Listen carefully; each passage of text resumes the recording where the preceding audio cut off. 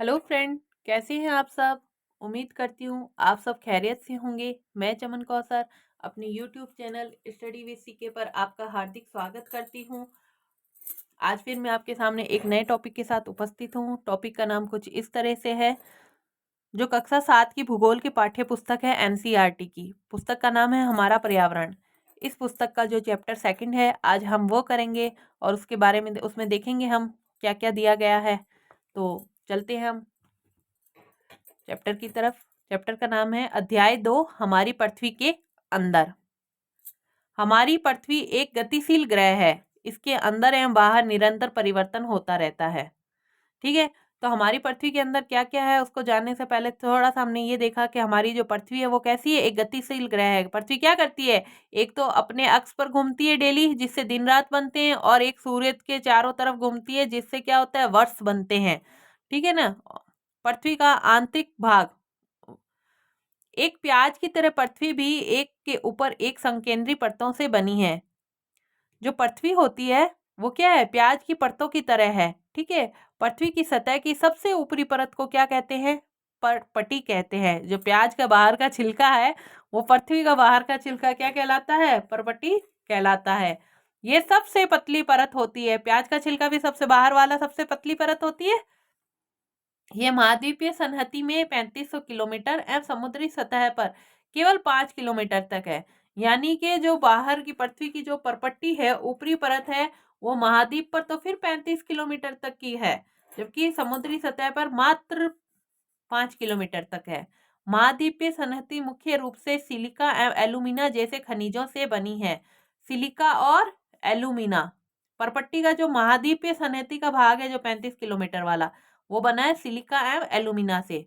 ठीक है, इसलिए इसे क्या कहते हैं, सियाल कहते हैं, सीएल कहते हैं, सीएल, सी फॉर सिलिका तथा एल फॉर एल्यूमिना कहा जाता है। महासागर की परपट्टी मुख्यतः सिलिका एवं मैग्नीशियम की बनी है, जो 5 किलोमीटर की है ना समुद्री सतह।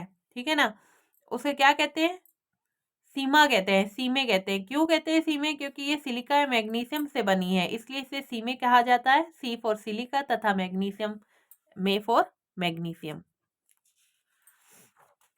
उसके बाद है, परपट्टी के ठीक नीचे मेटल होता है, जो 2900 किलोमीटर तक की गहराई तक फैला होता है। इसकी सबसे आंतरिक परत क्रॉड है। परपट्टी के ठीक नीचे मेटल होता है, जो 2900 किलोमीटर की गहराई तक फैला होता है। इसकी सबसे आंतरिक परत क्या है, क्रॉड है, जिसकी त्रिज्या लगभग 3500 किलोमीटर होती है। यह मुख्यतः निकल एवं लोहे की बनी होती है तथा इसे नीफे कहा जाता है। नी फॉर निकल तथा फे फॉर फेरस कहते हैं। केंद्रीय क्रोड का तापमान एवं दाब काफी उच्च होता है। पृथ्वी के आयतन का केवल 1% हिस्सा ही परपट्टी है, 84% मेंटल है और 15% हिस्सा क्रोड है। पृथ्वी की त्रिज्या 6371 किलोमीटर है। तो हमारी जो पृथ्वी है ना, उसका जो परपट्टी के नीचे वाला भाग 2900 किलोमीटर का है, और वो बहुत गहराई हो गई ना, 2900 किलोमीटर बहुत ज्यादा होता है, क्योंकि परपट्टी मात्र 35 किलोमीटर और 5 किलोमीटर है। फिर उसके अंदर भी जाएंगे तो क्या आ जाएगा कि आंतरिक परत क्रोड आ जाएगी। जो क्रोड की त्रिज्या जो है ना वो 3500 किलोमीटर है, यानी इसकी त्रिज्या मात्र क्या है, 3500 किलोमीटर है। ठीक है ना। फिर उसके बाद आ जाएगा, निकल एवं लोहे की बनी होती है ये, है ना। निकल नीफे, इसलिए इसको क्या कहते हैं, नीफे कहते हैं।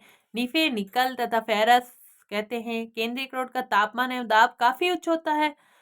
पृथ्वी के आयतन का केवल 1% हिस्सा ही परपट्टी है, 84% मेंटल एवं 15%,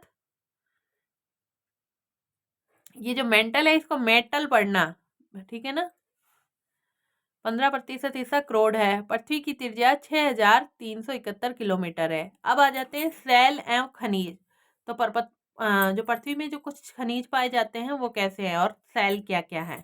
पृथ्वी की परपट्टी अनेक प्रकार की सेलों से बनी है। पृथ्वी की परपट्टी बनाने वाली खनिज पदार्थ के किसी भी प्राकृतिक पिंड को सेल कहते हैं। सेल विभिन्न रंग, आकार एवं गठन की हो सकती है। मुख्य रूप से सेल 3 प्रकार की होती है, आग्नेय इग्नेस सेल, अवसादी सेडिमेंट्री सेल और कायांतरिक मेटामॉर्फिक सेल। जो सेल और खनिज किसे कहते हैं, जो पृथ्वी की परपट्टी है ना वो क्या कहते हैं, खनिज पदार्थों से मिलकर बनी है।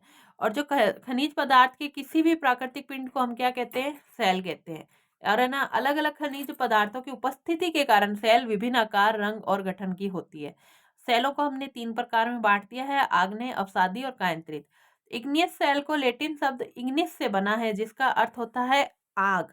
यानी इग्नियस सेल किससे बनी है, आग से बनी है। फिर है सेडिमेंट्री।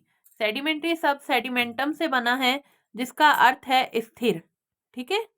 फिर है मेटामॉर्फिक। ग्रीक शब्द मेटामॉर्फोस से बना है, जिसका अर्थ है रूप परिवर्तन। यानी मेटाफॉर्पिक में, मॉर्फिक में क्या होता है, रूप परिवर्तन होता है। सेडिमेंटम में स्थिर रहते हैं और इग्नियस के अंदर अग्नि आ जाता है। आग्नेय सेल द्रवित मैग्मा ठंडा होकर ठोस हो जाता है, तो इस प्रकार बने सेल को आग्नेय सेल कहते हैं। इन्हें प्राथमिक सेल भी कहते हैं। आग्नेय सेल 2 प्रकार की होती है, बहिर्वेदी आग्नेय सेल और अंतर्भेदी आग्नेय सेल। तो जो आग्नेय सेल बनती किसी है, द्रवित मैग्मा से। पृथ्वी जो है, ये मान लो पृथ्वी की सतह है, तो इसके अंदर क्या होता है, द्रवित मैग्मा क्या होता है, गति करता रहता है।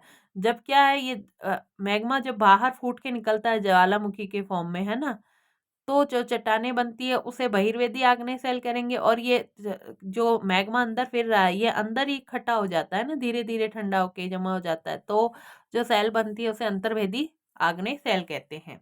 ये प्राइमरी सेल है, क्योंकि पृथ्वी से उत्पत्ति सबसे पहले किसकी हो रही है, मैग्मा से बाहर निकल के हो रही है ना, तो इसलिए ये प्राकृतिक सेल है, प्राथमिक सेल है। सॉरी, प्राकृतिक नहीं, प्राथमिक सेल है। बहिर्वेदी आग्नेय सेल, जब द्रवित लावा लावा पृथ्वी की सतह पर आता है, ये तेजी से ठंडा होकर ठोस हो जाता है। परपट्टी की सतह पर इस प्रकार बने सेल को बहिर्वेदी आग्नेय सेल कहते हैं। इनकी संरचना बहुत महीन दानों वाली होती है। उदाहरण बेसाल्ट। दक्कन का पठार बेसाल्ट सेलों से ही बना है। जो बहिर्वेदी आग्नेय सेल होती है, उसमें जब क्या होता है कि मैग्मा जब है ना पृथ्वी के बाहर आता है, तो वो क्या होता है, हवा के संपर्क आने से जल्दी ठंडा हो जाता है। जब जल्दी ठंडा हो जाता है ना, तो इसके अंदर जो चट्टानों के कण होते हैं ना, वो बहुत बारीक दाने होते हैं। ठीक है ना। और उससे जो निर्मित सेल बनती है उसको बहिर्वेदी आग्नेय सेल कहते हैं। और इसके अंदर बेसाल्ट से बनती है ना, जब महीन दानों वाली चट्टानें बनती है, आग्नेय चट्टानें, उन्हें बेसाल्ट कहा जाता है। दक्कन का पठार बेसाल्ट सेलों से ही बना है। यानी कि जो दक्कन के पठार वाले टाइम जब भी कभी ज्वालामुखी उद्गार से मैग्मा बाहर आया था, तो वो वायु के संपर्क में आने से जल्द ही ठंडा हो गया, जिससे बेसाल्ट का निर्माण हुआ। और दक्कन का पठार क्या है, एक बेसाल्ट पठार है। फिर आ जाता है अंतर्वेदी आग्नेय सेल। द्रवित मैग्मा कभी कभी भूपर्पट्टी के अंदर गहराई में ही ठंडा हो जाता है। इस प्रकार बने ठोस सेलों को अंतर्भेदी आग्नेय सेल कहते हैं। धीरे धीरे ठंडा होने के कारण ये बड़े दानों का रूप ले लेते हैं। ग्रेनाइट ऐसे ही सेल का उदाहरण है। अब जो अंतर्भेदी जो चट्टानें हैं, आग्नेय सेल है, वो क्या होती है, भूपर्पट्टी के अंदर गहराई में ही मैग्मा के ठंडा होने से बनती है। जब गहराई के अंदर ही ठंडा हो रहा है, वो वायु के संपर्क में आए बिना ठंडा हो रहा है, तो उसको ठंडा होने में टाइम लगेगा। जब उसको ठंडा होने में टाइम लगता है, तो जो उससे जो चट्टानें बनती है ना, वो क्या है, बड़े दानों वाली बनती है। जब वो बड़े दानों वाली चट्टानें बनती है, तो उसको क्या कहते हैं, ग्रेनाइट कहते हैं। फिर उसके बाद आ जाता है अवसादी सेल। सेल लुढ़क कर, चटक कर तथा एक दूसरे से टकरा कर छोटे छोटे टुकड़ों में टूट जाती है। इन छोटे कणों को अवसाद कहते हैं। ये अवसाद हवा, जल आदि के द्वारा एक स्थान से दूसरे स्थान पर पहुंचाकर जमा कर दिए जाते हैं। ये अदृढ़ अवसाद दबकर एक कठोर होकर सेल की परतें बनाते हैं। इस प्रकार की सेलों को अवसादी सेल कहते हैं। उदाहरण बलुआ पत्थर रेत के दानों से बनता है। तो अब मैं आपको बता देती हूँ कि प्राइमरी सेल मतलब प्रकृति में चट्टानों का निर्माण ही आग्नेय सेलों से हुआ है, ये समझ लीजिए। तो ये प्राइमरी या प्राथमिक जो सेलें हैं, आग्नेय चट्टानें जो पृथ्वी के ऊपर हैं, तो वो जो पृथ्वी के ऊपर आग्नेय सेलें हैं, जब वो टूटती है तो बारीक बारीक कणों में टूट के फिर क्या होती है, हवा द्वारा, जल द्वारा क्या होती है, बहा के इधर से उधर ले जाई जाती है। जो ये छोटे छोटे कण अवसाद जो है ना, वो एक दूसरे के ऊपर जमते जाते हैं। ठीक है ना। तो ये क्या, परत दर परत जमे, तो अब क्या हो रहा है, जैसे एक परत है, इसके ऊपर दूसरी परत जमी, तो इसका दबाव इस पे पड़ेगा ना, तो यहाँ पे दबाव भी, प्रेशर भी पड़ रहा है। ठीक है। और फिर ऐसे प्रेशर और बढ़ता गया, तो ये परतें क्या होती है, चट्टानों के रूप में बदल जाती है। जब ये चट्टानों में बदल जाती है, तो इसको क्या कहते हैं, अवसाद चट्टान कहते हैं। ठीक है। अब जो अवसादों में दबकर जो चट्टानें बनती है, वो क्या कहलाती है, अवसादी सेल कहलाती है। और बलुआ पत्थर रेत के दानों से बनता है। जीवाश्म, सेलों की परतों में दबे मृत पौधों एवं जंतुओं के अवशेषों को जीवाश्म कहते हैं। जीवाश्म अवसादी सेलों में पाए जाते हैं। जीवाश्म अवसादी सेलों में क्यों पाए जाते हैं? क्योंकि ये क्या होती है, पृथ्वी के बाहर, ठीक है, निर्मित होती है। और कैसे निर्मित होती है? आग्नेय सेल के टूट के जाने से, है ना। तो ये जो जीव जंतु है, फॉर एग्जाम्पल, या एक फॉर एग्जाम्पल घोड़ा है, घोड़े की डेथ हो गई है और घोड़े को हमने दफना दिया है, फॉर एग्जाम्पल दफना ही दिया है या नहीं भी दफनाया है, तो अगर उसके ऊपर मिट्टी की परत दर परत चढ़ती गई और फिर वो परतें मौसम के तापमान और दाब से, है ना, प्रभावित होकर क्या होती है, एक सेल का रूप अगर धारण कर लेती है, तो उसके अंदर वो घोड़े के जो है जीवाश्म पाए जाएंगे ना, ऐसे। लेकिन आग्नेय सेल के अंदर क्यों नहीं पाए जाते? क्योंकि आग्नेय सेल आग की बनी है। अब आग तो क्या हड्डियों को गला देगी ना, जला देगी, इसलिए। तो जीवाश्म हमेशा अवसादी चट्टानों में ही या अवसादी सेलों में ही पाए जाते हैं। उसके बाद हम देखेंगे कायांतरित सेल। जो कायांतरित सेल है वो आग्नेय अवसादी सेल उच्च ताप एवं दाब के कारण कायांतरित सेलों में परिवर्तित हो जाती हैं। उदाहरण चिकनी मिट्टी स्लेट में एवं चूना पत्थर संगमरमर में परिवर्तित हो जाता है।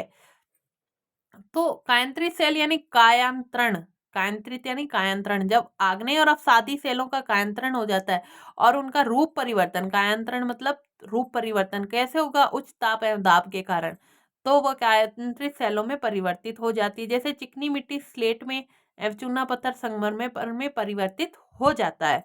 सेल हमारे लिए बहुत उपयोगी है। कठोर सेलों का उपयोग सड़क, घर एवं इमारत बनाने के लिए किया जाता है। जो चट्टानें हैं वो हमारे लिए क्या है? उपयोगी वस्तुओं के रूप में काम आती है। जैसे सड़क बनानी है, घर बनाना है, इमारत, जैसे ग्रेनाइट का पत्थर लगाते हैं हम, कोटा स्टोन लगाते हैं हम, भीलवाड़ा का पत्थर लगाते हैं हम घरों में, ठीक है ना। सड़कों के ऊपर जो कंक्रीट बिछाते हैं, ठीक है, इस तरीके से। तो ये हमारे ये चट्टानें हमारे काम आती है। फिर आता है सेल चक्र। एक सेल से दूसरे सेल में परिवर्तन होने की प्रक्रिया को सेल चक्र कहते हैं। तो जैसे कि फॉर एग्जांपल सेल कैसे बनती है? सबसे पहले मैग्मा होता है। मैग्मा से क्या बना? प्राथमिक सेल बनी, जिसे हम आग्नेय सेल भी कह सकते हैं। आग्नेय सेल जब टूटी तो क्या बना? टूटकर अवसादी सेल बना ली, अवसादी सेल बनी। अवसादी सेल और आग्नेय सेल, इन दोनों ने मिलकर क्या करा? कायांतरण करके किसका निर्माण कर दिया? कायांतरित सेल का।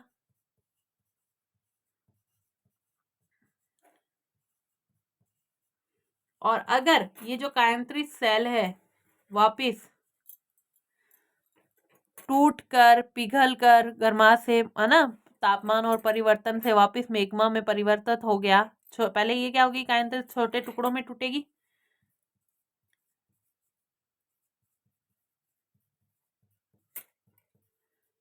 बदलेगी, और फिर वापस क्या है? मैग्मा में बदल गई।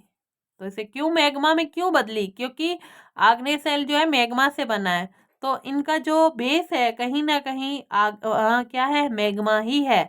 जब ये खंडित होंगे, इनका मतलब रूप परिवर्तन और से पिघल गई, पिघलने के बाद मैग्मा ही बनेगा। इस तरीके से सेल चक्र चलता रहेगा, ठीक है ना। इस प्रक्रिया को जब सेल, एक सेल दूसरे सेल में परिवर्तित होती है, फिर वापस दूसरी पहले में परिवर्तित, अब पहले में कैसे परिवर्तित हुई?